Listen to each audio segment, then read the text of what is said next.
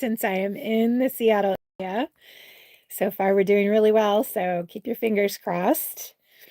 I am back today to give you a little taste of Story Snacks. And I'm Noonie of Noon and Wilder. And our Saturday morning ritual, which is actually taking place most often on Sundays, where I read a little fiction, share a little magic, and invite you into the worlds that we're building. Last time I read the third part of Bird in the Hand, which is a Silas and Knox short story set in the same universe as our upcoming novel, As the Crow Flies. We left off right after Silas finally asked Knox if they were actually dating. Today we're picking up right where we left off with Silas and Knox figuring out what comes next. Knox set down his chopsticks. I've liked you since we started studying together. You were just so serious and never accepted my invitations to go to coffee or get something to eat afterwards. Silas's mind flashed over the many, many offers that Knox had extended. Come to think of it, they usually just extended to him, not anyone else in their group. Granted, he'd thought it was a general invitation to anyone there, but he remembered several times nobody else was close by. He wanted to kick himself. Here he'd been crushing on Knox and oblivious to the other man's interest. He exhaled. Well, I feel stupid. I didn't see them as, dates, but just as general hangouts. Knox reached across the table and wrapped his hand around Silas's fingers as they clutched his spoon. Well, now you know. And yes, to answer your question, I want us to date and with long-term in mind. I know this is premature, but I see us still together after graduation. Silas's eyebrows rose. Your posse isn't going to like that. And what about your family and flock? Knox shrugged. What about yours? You're crossing species as well. And not to jump too far in the future, I want to attend UW in Seattle, but I can look at the University of Portland to get my master's in business. At Silas's shocked expression, Knox patted his hand before picking up his chopsticks again. Geez, have you decided who's coming to our wedding? Knox pointed his chopsticks at him. Don't deflect. You asked if I was serious, and I am. My family's cool about me being gay. Mom keeps trying to set me up with sons of her friends and marched with me in the Pride Parade. My brother bitches that now he's the one that has to supply the parents with grandkids, but he had my back through high school. My cousin Christopher is gay too, so he's fine with me. As for the guys, this will tell me who's serious about my friendship or who's just sucking up to me. The only one I'm really close to is my roommate from last year, Philip. Silas knew him. He had crazy curly hair with a friendly smile.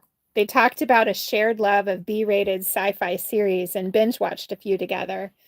Yeah, I was surprised he wasn't with us tonight. Philip knew this was supposed to be a date. He even talked Larry and Mike out of coming.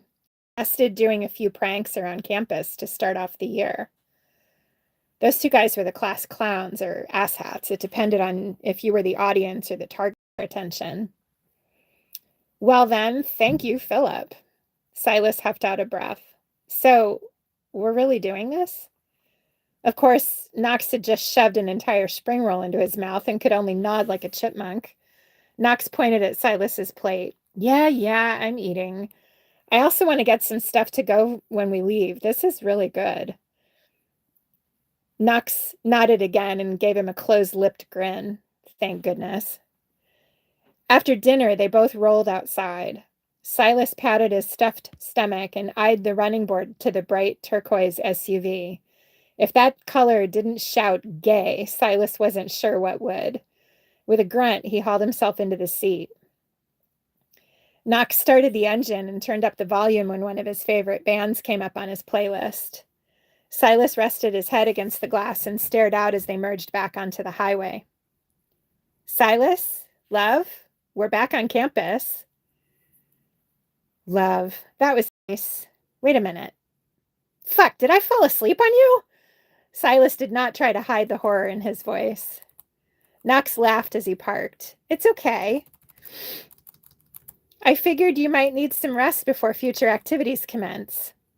Commence? Seriously? And I'm sorry about zonking out. All good. Knox paused while undoing his seatbelt. You're still coming to my room, right? Considering my room is just down the hallway, it's not like it's out of my way. Knox's seatbelt retracted with a soft clunk. That's not what I meant. I get it if this is happening too fast. We can date a bit more first before getting busy. No, I'd love to get busy with you, whatever that meant, or more, Silas added. Come on, brain, wake up. Knox climbed out, the stuffed bear under his arm. Silas came around to the front and Knox held out his hand. Silas took it as they walked into the residence hall. Several students were scattered around the lobby, even at this time of the evening. A few glanced their way, and Knox's fingers tightened around his. Being bold with the public displays, then. All righty. They rode up the elevator, and it dinged open on their floor. Knox's room was closer to them. Knox paused. Did you need anything from your room? I want you to spend the night. No, and I'm not sure if my roommate will be awake. I don't know him that well. We only had English with them last year. Well, I have a single. Knox unlocked the door with a swipe of his key card. That didn't surprise Silas. Knox's family had many.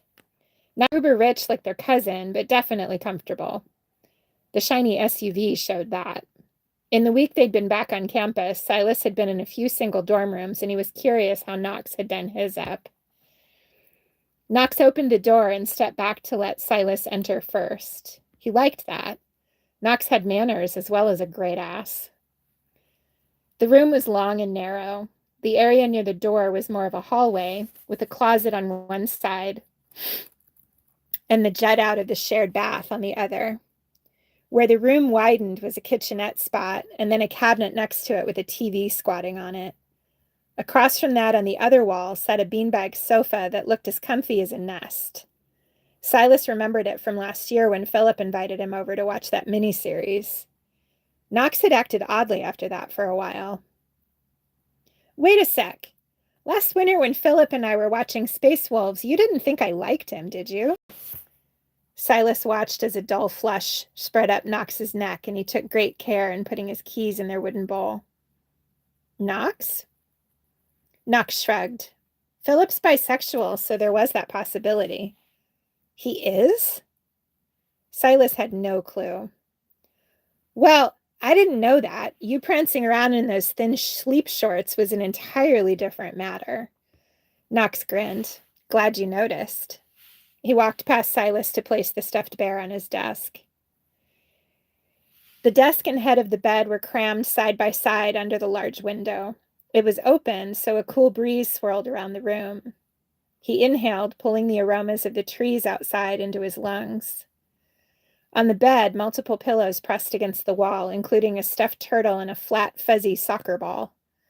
Several throw blankets, all colorful and clashing, were bunched up around the top of the queen-size bed.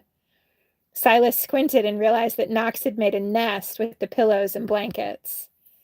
He had the urge to crawl in it. Well, he did have an invitation to do just that. He shrugged out of his jacket. Where can I put this? Here, give it to me. Knox held out a hand. In fact, you can take off anything you want. To be comfortable, of course. He added an eyebrow waggle. That's where I'll stop for today. Silas has finally asked the question that's been simmering under the surface all afternoon. And next time we'll pick up and see where we're going with it. But this will be the last of the excerpts from this particular short story. Next week, I will probably read from one of my other short stories that I've written that's not in this series, and then we'll pick up with some excerpts from Caden's first book. That will be out on March 20th. And I did see a question here asking me which book this is from, and this is from a short story called Bird in the Hand. And this will be available. It was part of a Kickstarter that we did last year as part of Reader Nation. And we'll be releasing it as a reader magnet with our newsletter. So if you're on our list, we will tell you when it's available, and everybody that's on our newsletter list will get a copy of it. And shortly, I'll be putting up the new cover that we just did for the book as the thumbnail for this video. So you'll get to see that. And then Caden's book is coming out on March 20th. So I'll give you some more and we'll go from there. I hope that everybody has a wonderful weekend and be safe out there. It's a difficult world right now, and we will come back with story snacks next weekend. Love you guys. Bye.